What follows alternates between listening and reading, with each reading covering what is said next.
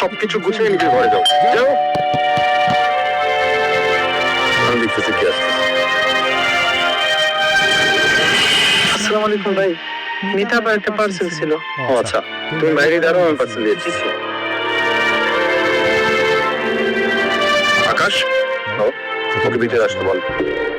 কার এত বড় সাহস আমার বাসায় জন্মের ব্যবসার জন্য মাল সাপ্লাই দিতে আসে, সেটা আমি দেখবো। তাকে ভিতরে রাখ।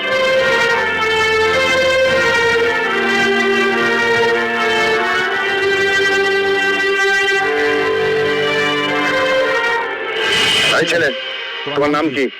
আগে রতন, কি কাজ করো? ডেলিভারির কাজ করি। ডেলিভারি কাজ করো? আই মিন মানুষের বাড়ি বাড়িতে গিয়ে মাল সাপ্লাই দাও? যে টাকা বেতন পাও মাস চলে? বাবা, আপনি ওনাকে অপমান করছেন কেন? উনি ডেলিভারি বয় হতে পারে, কিন্তু ওনার একটা সম্মান আছে। উনি পরেশগাঁর মানুষ। বোমা, তুমি চুপ করো, আমি তোমার সঙ্গে কথা বলছি না। তা ডেলিভারি বয়, তুমি কি জানো তুমি কার বাড়িতে মাল সাপ্লাই দিতে এসেছো? এটা কিন্তু কোনো দোকানপাট নয়, এটা হচ্ছে আমার বাড়ি, এই কামাল চৌধুরীর বাড়ি। নেক্সট টাইম এখানে মাল দিতে আসার আগে দুইবার ভাববা। এখন এই বাক্সটা নাও, যেখান থেকে এনেছো সেখানে দিয়ে আসবে। এসবের জিনিসের আমাদের প্রয়োজন নেই। কিন্তু টাকা তো পেমেন্ট হয়ে গেছে। হ্যাঁ ছেলে, কত টাকা তোমার? 10,000, 20,000? এই টাকা তুমি এমনিতেই পেয়ে যাবে। তোমার ওই আবর্জনা নিয়ে এই মুহূর্তে এখান থেকে বের হয়ে যাও। যথেষ্ট হয়েছে, প্লিজ এবার থামেন আপনারা।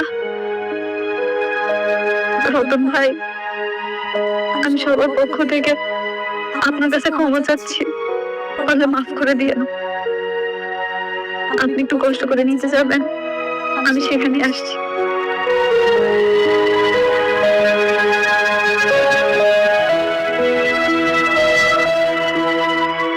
কি চান আপনারা আমার কাছে? আমি কি করলে আপনারা শান্ত হবেন? এরকম একটা মানুষের সাথে কেন আপনারা খারাপ ব্যবহার করলেন? উনি কি অন্যায় করেছিল? কেন এভাবে সবার সামনে নাকি অপমান করলেন আপনারা? মিতা, কি করছো এগুলো? আমাদের বাড়ির সম্মান। সম্মান? কোন সম্মানের কথা তুমি বলছো আকাশ? যে সম্মান একটা মানুষের পরিচয়কে অস্বীকার করে, যে সম্মান একটা কর্মজীবী মানুষকে সবার সামনে অপমান করে, সেটা কি সম্মান? না, সেটা তোমাদের কাছে সম্মান হতে পারে, কিন্তু সেটা সম্মান না, সেটা অহংকার। বিয়ের পর থেকে আপনারা যা বলেছেন আমি সব শুনেছি। আপনারা চেয়েছেন বিয়ের পর যাতে আমি পড়াশোনা না করি। আমি কিন্তু আমার পড়াশোনা করিনি। আপনারা বলেছেন বাড়ির বউ বাইরে গিয়ে চাকরি করতে পারবে না, আপনাদের স্ট্যাটাসে লাগে।